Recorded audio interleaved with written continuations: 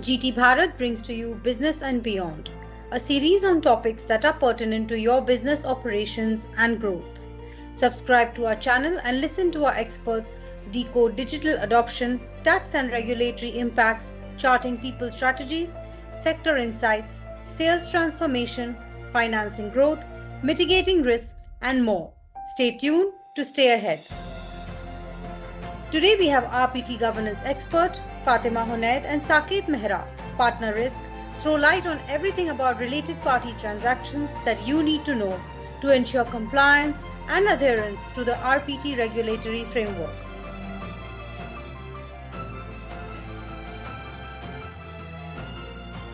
Hello everyone. I'm Saket Mehra, partner with the risk practice at Grant Thornton Bharat.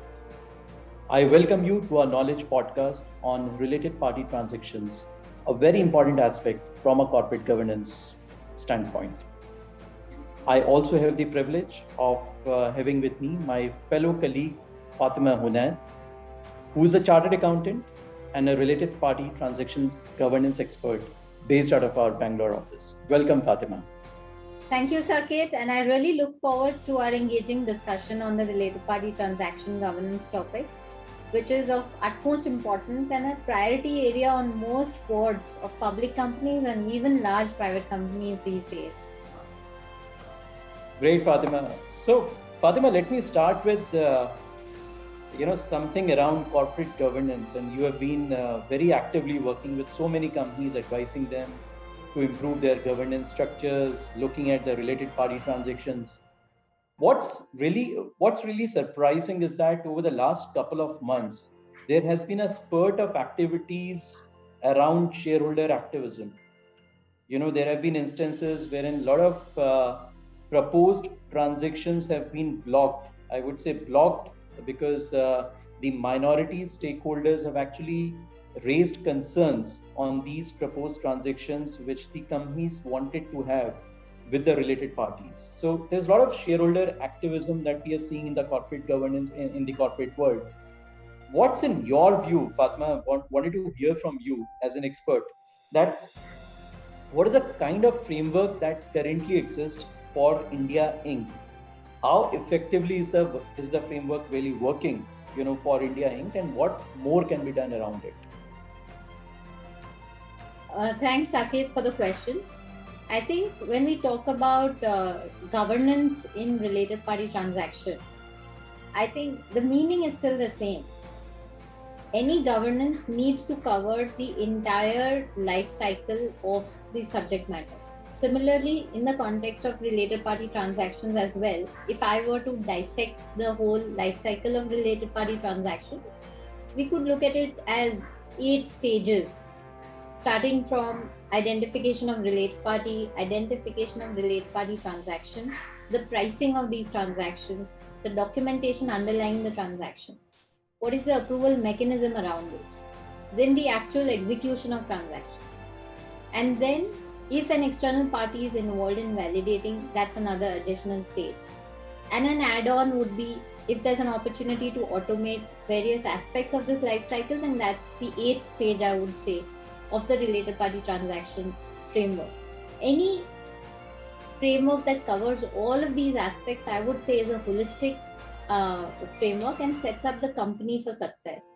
And as far as governance is concerned, Saket, it's all the same. There are 4 fundamental pillars of accountability, responsibility, fairness, and transparency. So if these 4 pillars the framework speaks to, then that to my mind would be a holistic related party transaction governance framework. So thanks, Fatima. When you talk about the framework, and you rightly put it in terms of the key components of this framework around transparency, around accountability, etc. What in your view really differs between a listed organization or a listed company vis-a-vis an unlisted company when it comes to related party transactions? I mean, how do you see the transactions or the environment really being different in these 2 set of companies with respect to RPTs? Sure, Saket. There is a fundamental difference. The most important being public companies, listed companies are regulated by SEBI and by Companies Act. And specifically, SEBI is very stringent. The LODR regulations are very stringent, and every related party transaction needs to undergo an audit committee approval, right? So that shows the difference in the stringency in the approval framework.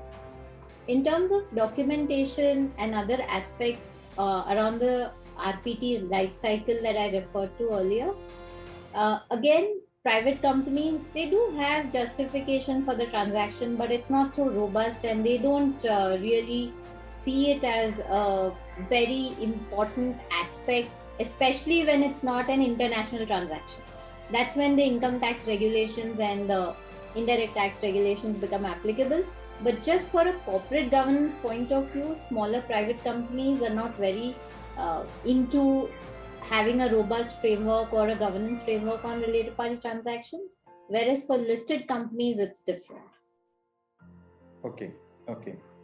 But Fatima, when we look at the framework, and in your experience, what's been the really challenge for the companies to adopt this kind of a framework? Forget whether it's a listed company or it's an unlisted company. Because the provisions largely remain the same from a Companies Act standpoint. It's only, as you rightly put it, for a listed company, there are additional requirements from a LODR perspective. But when it comes to core implementation, when it comes to core exercise of this kind of a framework, what challenges have you faced? I mean, have you experienced as to why the companies have not been so successfully implemented it? Why there is a lot of controversies, or I would say corporate controversies, which have emerged these days with respect to related party transactions? I think that goes to the basic root of the ethics of the company, the value and culture of the company that defines the success of any governance framework. The other is, now again you pointed out the difference between public and private. In private, the companies are usually closely held, right? Now there is not much of a difference between the shareholder and the material stakeholders are the shareholders, the people who are running the business themselves. So it's not like it's going to impact a third category of shareholders if the related party transactions were to go wrong. But in the case of public companies, the shareholders are different from the management that is running the company, and therefore there's a difference in interests, which is why the governance there in public companies is far more important, and not having it in place can have significant impact on the stakeholder interests, and thereby potentially undermining, as per the examples you've quoted earlier as well.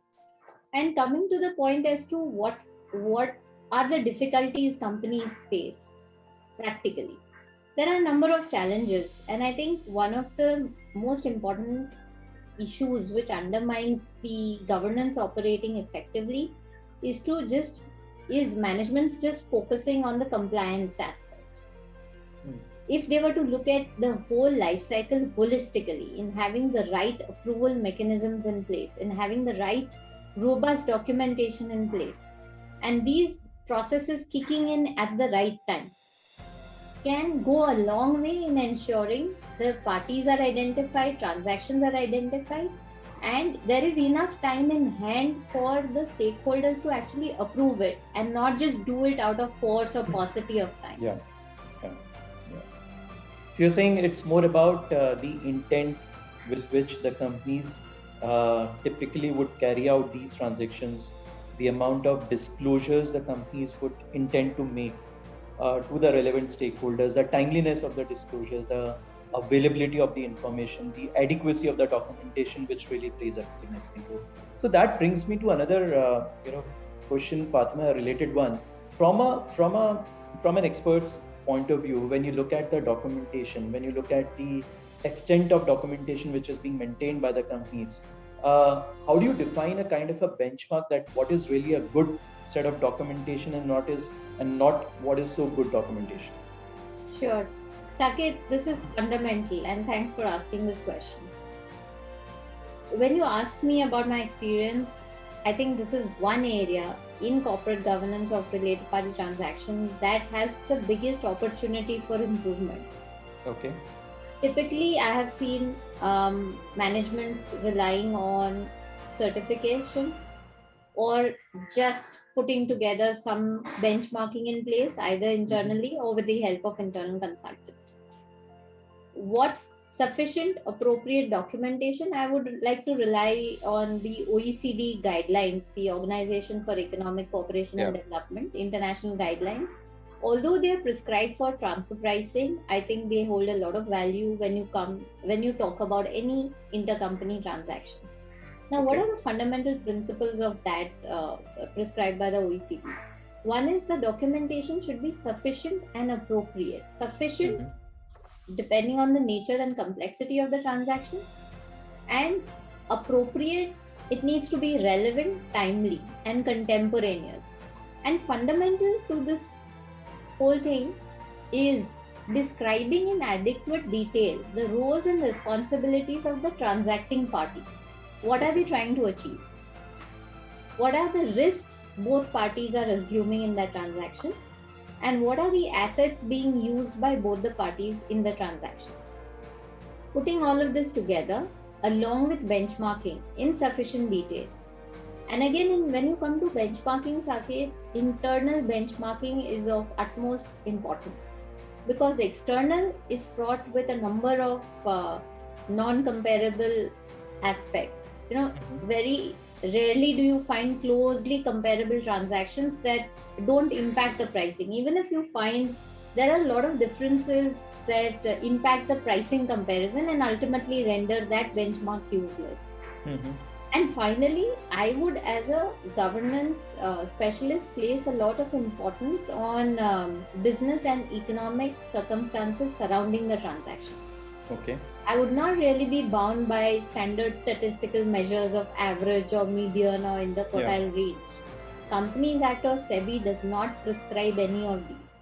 I would place a lot of importance on the circumstances surrounding the transaction. For example, during the COVID year, there were fundamental changes to business environments, and you could not hope to get internal or external benchmarks. So you documented the reality. Right. So all this constitutes good documentation, and I think there's a lot of area for improvement there. Okay. So, and you also touched upon something like roles and responsibilities, Fatima, some time back, about the roles and responsibilities of the stakeholders. I mean, of the people who are, I would say, the custodians of those transactions, the KMPs, the people who are actually undertaking those transactions in the companies. How do you make sure that, yes, those roles and responsibilities are adequately communicated, are adequately understood by those different stakeholders? Because increasingly, these are the people who are the ones to be managing the transactions, I would say, and who are the ones who are responsible to prepare adequate amount of documentation. So what's really happening around increasing their awareness around the roles and responsibilities, Fatima? So, Saket, in my experience, I see that all the stakeholders, so starts from the management, the board of directors, the audit committee, the auditors, and then the external consultants. So these, I would say, are more or less the key players or the key upholders of governance in related party transactions. And what I see is more or less all these stakeholders are aware about their roles and responsibilities. It's pretty clear to them, and they're quite alert when it comes to approving related party transactions. I believe a certain more level of depth is required and rigor is required in terms of, like I said, timeliness of approvals, adequacy of documentation, and engaging externally with stakeholders. And I believe companies can benefit a lot from engaging with external consultants on this aspect as well. Okay. And so staying on to the related point of documentation, Fatima, we spoke about the roles, we spoke about the adequacy of the documentation, we spoke about what typically these stakeholders need to be doing with the external service providers vis-a-vis the internal stakeholders. But increasingly, I mean, we've also seen technology playing a very significant role in the entire value chain of an organization.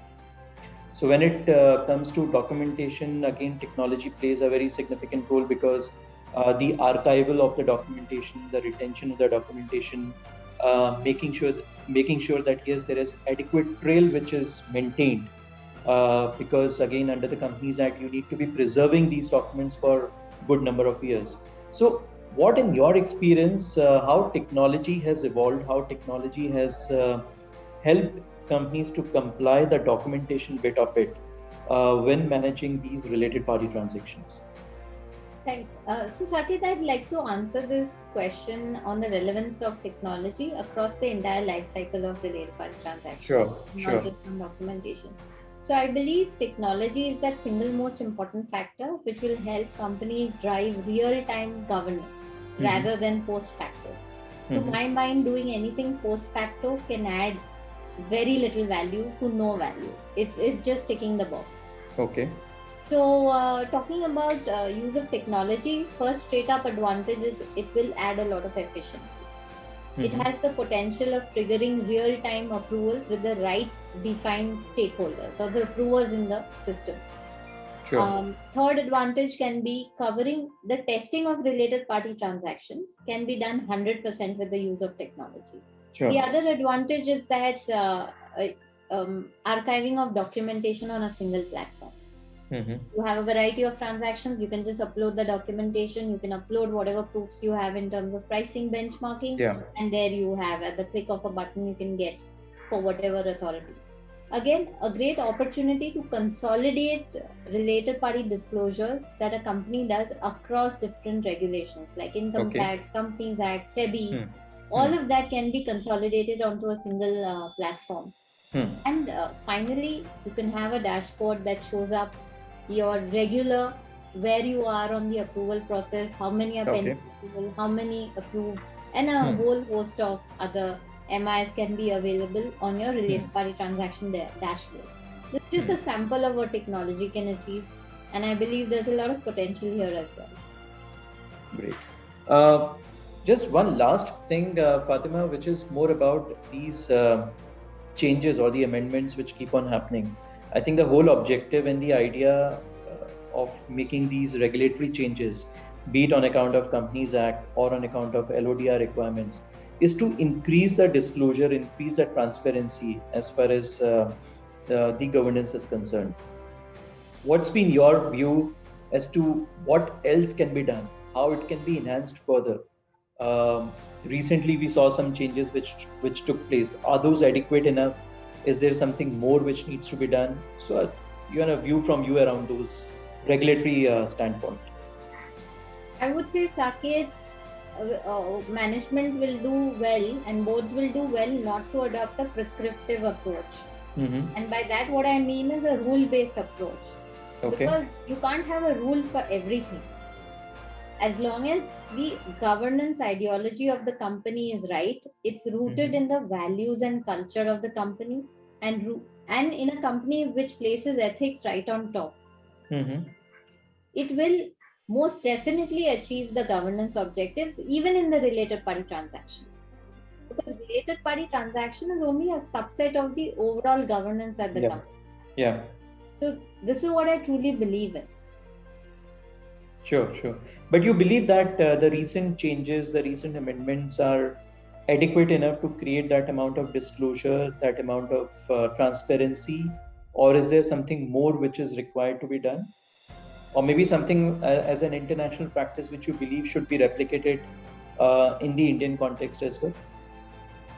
Well, I would say these are all steps in the right direction, and a number of them are inspired from real life incidents which have come to light. Especially one which is very interesting and places a lot of onus on the management to say that you need to identify all related parties where there is any direct or indirect connection. Now, gone are the thresholds of shareholding or significant interest, etc. Right? This is completely opening the floodgates. A lot of onus placed there, and I think that is going to be definitive. Now, it will be very interesting to see what steps the managements of companies take in order to discharge this new obligation that has been placed on them. Right. So I think you have a point, Fatima, because when you say it's not only about the regulations, it's more to do with the intent or the so-called tone at the top, which really matters in terms of what's the intent with which an organization or a company is entering into these transactions. What is the extent of disclosure or the transparency that they need to bring in is what determines the intent of the management. So I think that's well covered, Fatima. I think really useful insights from an overall perspective, be it with respect to the regulatory aspects, be it with respect to the documentation aspects, the benchmarking which you talked about. More importantly, I would say the roles and responsibilities which the different stakeholders need to play within the organization as well as outside the organization. How technology is playing such a significant role, not only in managing the documentation, but also in terms of enhancing the availability of information for the people to be making those decisions.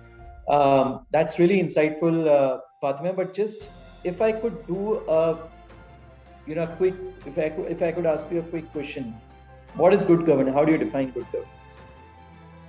Governance which is rooted in the values and culture of the company and not baseline to minimum governance is good governance. Okay. And how do you define, or what in your view would be the future of these related party transactions? More transparency, more disclosure. Excellent. And your piece of advice to the company's management when they are stuck up in a related party transaction, when they are not clear about whether a transaction falls into RPT or not, how would you advise them? When in doubt, disclose. Thank you, Fatima. I think we really had excellent viewpoints covering the related party transactions. And thank you very much again for your valuable insights. Thank you, Saket. It's been a pleasure engaging with you this afternoon on this topic, which is very Thank you, Fatima. Thank you.